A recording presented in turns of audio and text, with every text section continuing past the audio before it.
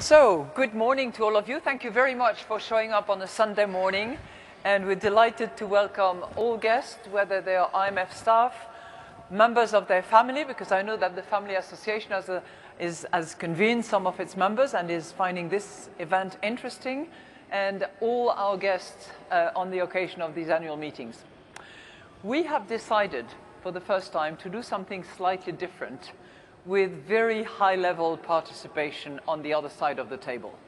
But a bit unusual because it is not your normal double PhD, although not necessarily somebody who is writing massive books on macroeconomics with plenty of charts across the board and back and forth, but somebody who is taking a real interest in matters that are of interest to the IMF. Obviously, he needs very little introduction, but we're going to give Michael Lewis a huge, big round of applause for accepting our invitation. Please join me in welcoming him. Thank you.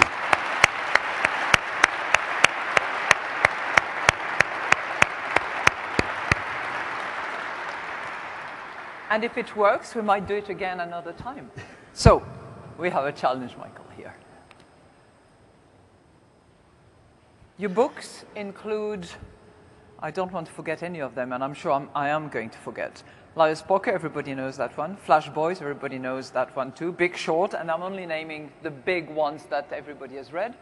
Many of you have also seen the films that have been made out of those books and have found those stories, which are quite complicated as the way in which they eventually happened, clear, obvious.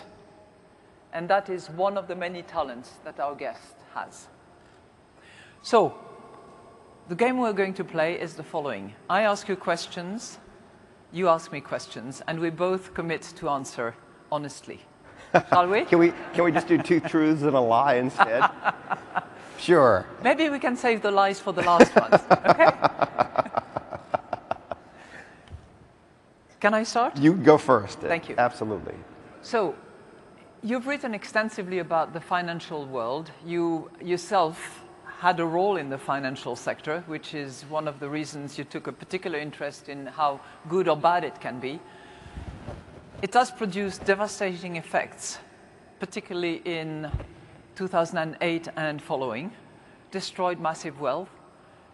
Do you think things have changed? Well, that's a big question. Obviously, some things have changed. Can I back up just a little bit? Yes, please. First, let us just acknowledge how improbable it is I'm sitting up here on this stage with you. When I was telling Christine backstage that when I was coming out of the London School of Economics, I wandered into a job interview with the IMF. And there was a ruthless German there who took about 60 seconds to realize I had absolutely no business being there, and the next 30 minutes demonstrating that. And if you told that man, I wish I knew it, I hope he's here, that I would be sitting on stage with her, or actually that she would be sitting on stage at that point, would be the idea of a woman running the IMF, right? So things have changed. But you're not looking for a job eventually? Well, you never know. But I'd like to think that instead of a job, if you're looking to compensate me, just a little more material would be good. So when you ask me, have things changed? Yeah. I was aware when I was writing Liar's Poker that I was writing about a financial culture that was in transformation. And it was very clear then that there were some big things at work that were potentially corrosive. They were the decline of the partnership structure at the center of American finance, so transformation from partnerships to corporations, the rising complexity of financial instruments, which quickly came to function as a form of opacity. That all the dark wood panel came down, all the glass went up, it all seemed more transparent, but as it got more complicated, it didn't matter, it might as well have been dark wood panel. And the rise of the idea that these banks were essentially not service enterprises, but trading enterprises. To the point where, you know, the one I work for, Salomon Brothers, in 1990 and 91, the proprietary trading desk, which was just a dozen people, and a firm of 8,000 people, generated more than 100% of the firm's profits. Oof. So the rest of the firm is unprofitable. Everything is aimed at these trading books. Flash forward to the financial crisis. It's very clear that all three of these changes play a very big role going into 2008. I mean, the question that brings me back to the story, I didn't think I was ever going to write about Wall Street again, but I couldn't believe that it wasn't that I couldn't believe that the big Wall Street banks would do bad things to the rest of the world. That didn't surprise me. What surprised me is that they would commit suicide, and that there are attempts suicide. That if you look back away from our financial system, for 30 years plus, it's had call on the best and the brightest across the Western world, and the people it's attracting are not unself-interested people. And yet somehow, when they came together in these organizations, they tried to commit suicide. It was a disaster. How those banks became the dumb money was what got me back in. And it was very clear that there were lots of bad incentives at the heart of the thing that caused individuals in the banks to do things that were good for themselves but bad for the institution. Right. So when you ask, has it changed, I think have the forces that led to the crisis been in any way offset by regulation? Has the financial sector been kicked on some different course? And I think, well, there have been some changes in compensation to try to make the relationship between the Wall Street employee and the employer look more like the relationships in the old partnership system. But it's not nearly enough. There's certainly not been a decline in the complexity of the instruments. I mean, the complexity of the instruments played a very big role. So that hasn't changed at all. And there has been some effort to reduce the importance of proprietary trading in the big institutions. But there's this whole other question. I hate to go on for too long, but no, come on. So it's a two-part question, because one is, have things changed in such a way that will reduce the likelihood that these banks these giant financial institutions will commit suicide and bring us all down with them? Well, yes, there's been some change there. Has it changed in such a way that they are less likely to do bad things to the rest of us? Much less so. But more importantly, in a weird way, more importantly, has the wider public been persuaded that the change has happened? And not at all. That what regulation has been implemented is so complicated and poorly described to the public that if you wander the streets and ask people what happened, what did they do about Wall Street, people would say basically nothing. The banks seem to be bigger. They're still doing poisonous things like this Wells Fargo scandal. I mean, there's not the toxic relationship between the financial sector and the rest of the society has not been addressed. Not been cured. Not been cured. And you see the political consequences. So I think it's still a big problem. But that's just me. And it's just Wall Street, isn't it? Because if we look at the city, and I just want to recognize somebody who's sitting there, Minouche Shafik, who's been a member of the IMF and who's been instrumental in working on the regulations that apply in the UK. You know Minouche as well. The Bank of England has made a much greater attempt to attack the culture of finance. Right. And that has to happen, I think. It may be. I don't know enough about what's actually happened in every other country. Right. The truth is, let us just accept the truth that I'm a bit of a fraud here. I mean, I write stories, I write books, and I move in for a story and then I move out, and I don't pay much attention afterwards. But I have paid attention to Wall Street. What do you think? Does anything I just say strike you as completely idiotic? No. All right. That's good. No, I don't. First of all, I don't want to offend you right now because I don't want you to leave that podium for the moment. But I think a lot of what you said is right. There have been lots of other things that have taken place, which hopefully makes those systems more suicide resistant. Yep. And taxpayers less accountable for the mess that is eventually being created. Yep. So I think that's a plus. But they would the regulators and the supervisors would themselves admit that there is still work to be done. On the complexity of instruments, absolutely. And we're not there yet. Not at all. So one of the things I remember thinking as I was working on both The Big Short and what became Boomerang, the series I wrote about the European crisis, especially in Iceland, was how much better off we probably all would have been if men had been removed from the top of every large financial institution and women had been put in their place. And there's actually, there's wonderful research that's been done about male overconfidence and its financial effects. There's an economist named Terry O'Dean, who boys will be boys. When I went into Iceland, that was, and I went when it was fresh, there was a real sense. I mean, you have this nation, this so-called nation of 300,000 people. And banks. And they all knew, and these 3 giant banks, and every Icelander knew this, that the men had screwed up the country. That the men. And do you remember who fixed it? A woman. Yeah. Not just a woman, a woman who was gay, a woman who would not even sleep with a man.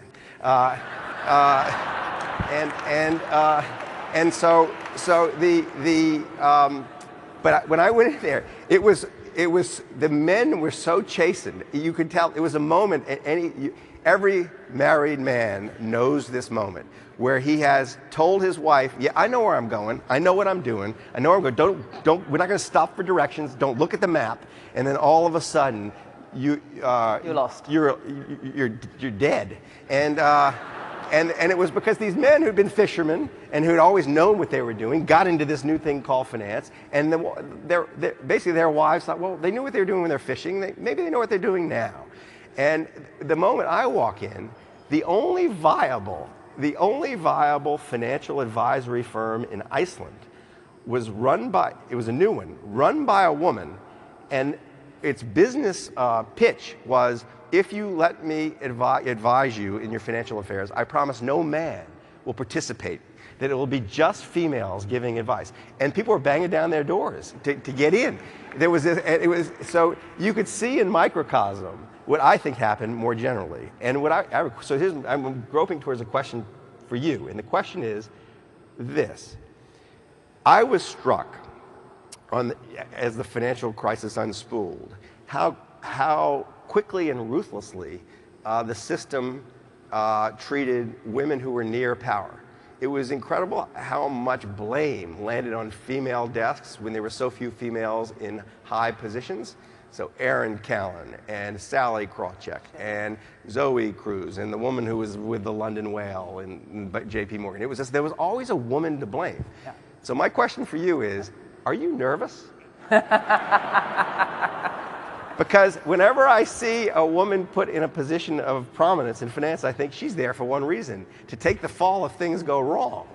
So I tell you something, Michael, if I take the blame for anything for which I'm not responsible, I'll call on you to help me. I will. So this thought has not crossed your mind.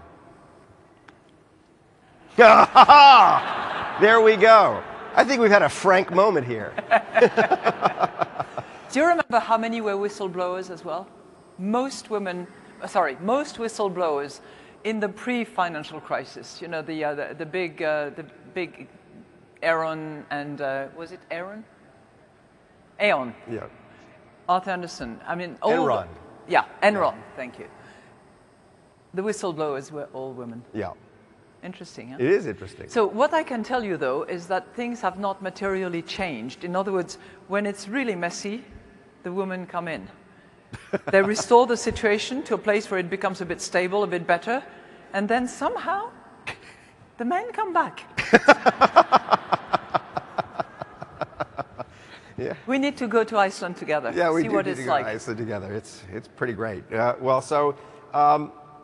Anyway, I would love to know from you, because I would love for you to explain to me why in 2016 there still are so few women in positions of great authority in the financial sector. What's the cause of that? First of all, there are a few more. You know, the Fed now has a woman leading it. Again, cause for concern. That. Well, she receives a lot more criticism, in my view, than many of her predecessors in many ways, given the great job that she's doing. Right. Jeanette, that's for you. But it's true. When I look around the G20 room, finance ministers, very few women. When I look around our IMFC, which is the large group of finance ministers and governors of central banks, very few women as well. And I really think that we all have to collectively, men and women, push in the direction that you have indicated, that women can actually bring a lot of value that is needed in the financial sector. It's okay if the trading is not as frequent and as rapid as the boys would like to have it. Right. Because if it brings a bit of stability and a bit of security to people at large and to that particular sector, which is vital and yet not exactly as it should be, it would be better. But it's not happening at the pace where it should. I agree. I once. But maybe you can help, because you are an incredible communicator.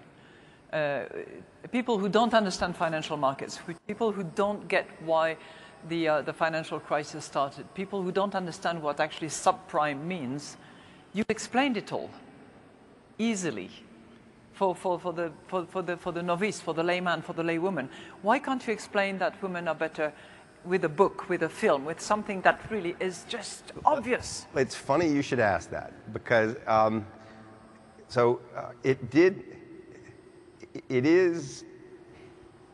it's striking to me that there's been this hole in the market for these stories set in the financial sector.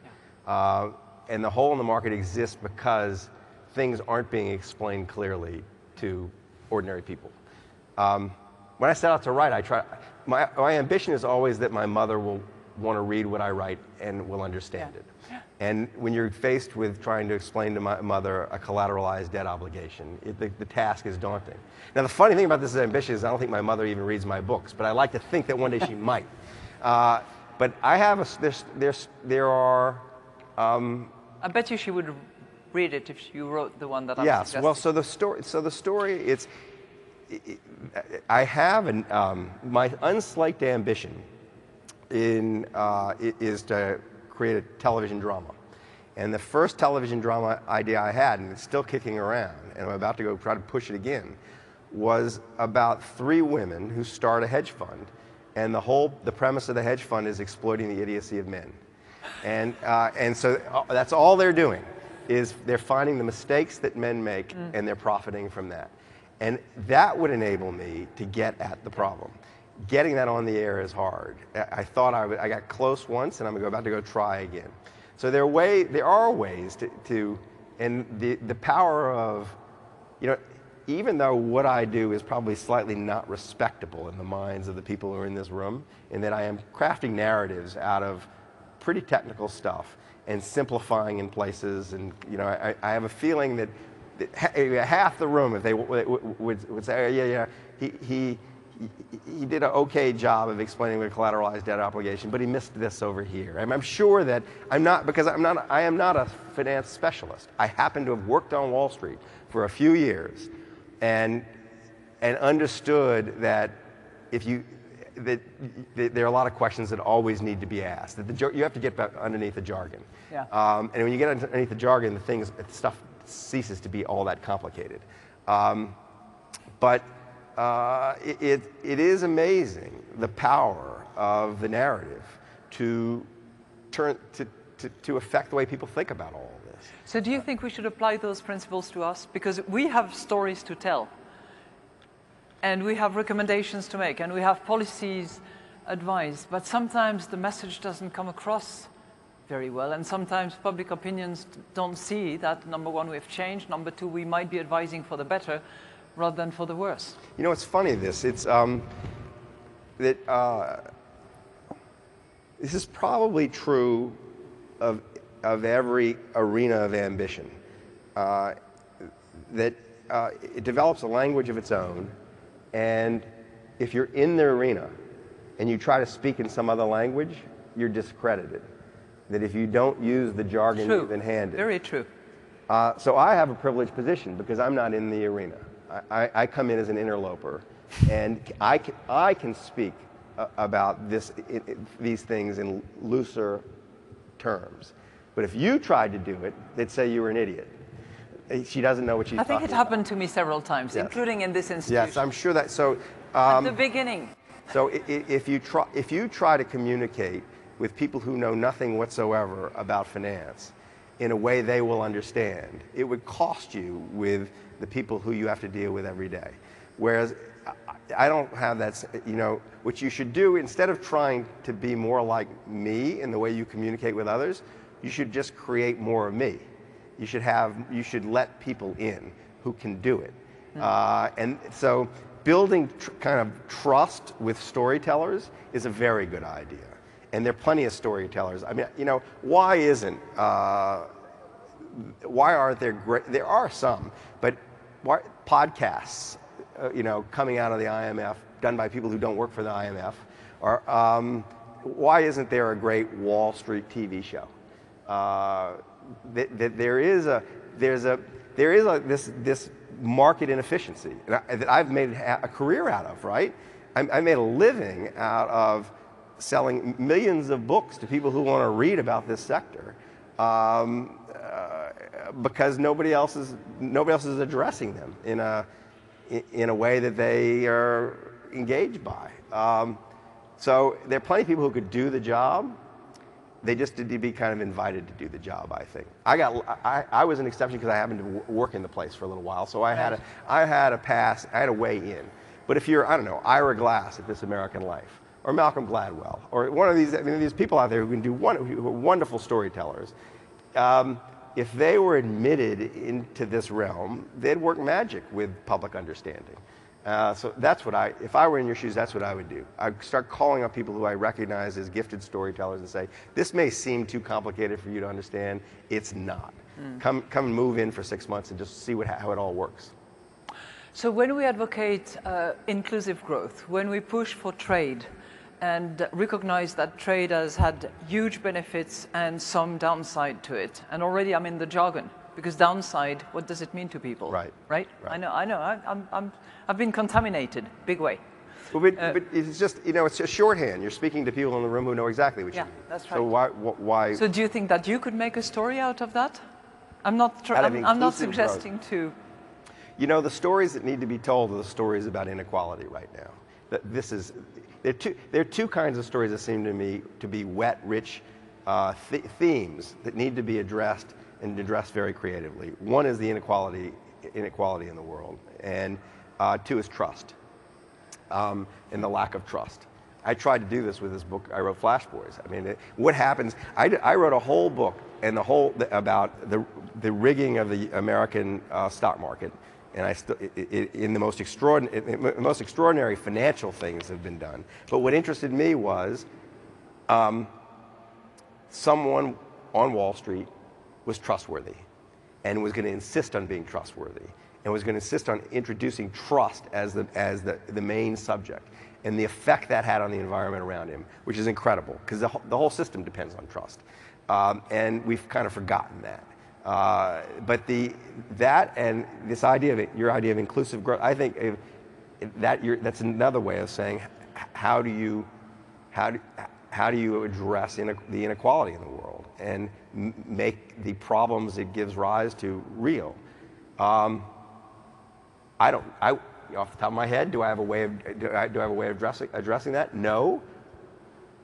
But we can sure, think about it. Absolutely. Yeah. Okay. Could be done. Could be done. Okay. Could be done. For us. It's interesting to me that you obviously feel some frustration with your ability to communicate. Yeah. Why? Where does that come from? Well, I tell you the frustration we have is we have been repeating some messages lately about growth, about inclusiveness, about inequality. But I think that we could come across in a much louder, more efficient way. And we always ask ourselves, do we have the traction? Right. Because we deal with finance ministers, we deal with governors of central banks who themselves are hostage to their own government first, and public opinion, and the next election. Right. So we are, looking at who are the interlocutors, who will make the difference at the end of the day, which is why I think we need to tell that story beyond them as well, and outreach to public opinion and to explain, what the positive outcome, what the benefits there could be in doing this, that, or the other. Without losing sight that there are, finance ministers, governors of central banks are our natural interlocutors, and we work with them, and they implement the policies, and they design the new laws and all the rest of it. But I think that we have to go as well, in order to help them do their job, we have to go beyond that. If you stand up and give a speech where you unload your heart on the world, when you say, this is where I see the problems in the world, and this is why we aren't addressing them properly. Do you get I've read some of your speeches, and you've done some of this. Are you surprised by the response or disappointed by the response? Do you feel like you're not listened to, and that you need to find another way to communicate? Or do you feel like there's just natural constraint in the job, and there's only so much you can do? I think the loudspeaker is not big enough. You don't have a big enough megaphone. Yeah. Now, I want to suggest that you continue to help us, because I think you would be fantastic. As part of our series here, do you mind if I ask you 3 questions that I will ask everybody who attends this program? Sure. Okay. So I have to be guided by the team here. If you had the choice today of being professionally somebody completely different, who would you be? Steph Curry. He's the shooting guard for the Golden State Warriors. But other than, that would be the first thing. Really? But less realistically? Yeah. No. So I had. You go back in your life and you think, what paths might I have gone? So I might have become an art historian if there was a big market for art historians. That would have been the first thing that happened. When that didn't happen, if I had absolutely no literary ability, I would be a financier. I would still be on Wall Street. Really? They were throwing huge sums of money at me. The people I told at Salomon Brothers that I was leaving to become a writer, they weren't worried I was going to write about what I was going to write about them. They were worried about my sanity. They thought you're walking out of basically a life of being a rich person to do that. But I probably would have despaired at my ability to do anything productive. And I've never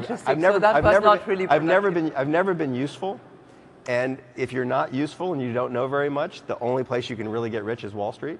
And so that's almost certainly what I would have ended up doing. And I just stayed there and felt guilty about it, probably. So God knows where that would have led. Well, I'm so glad you went. So those are the only 2 realistic paths.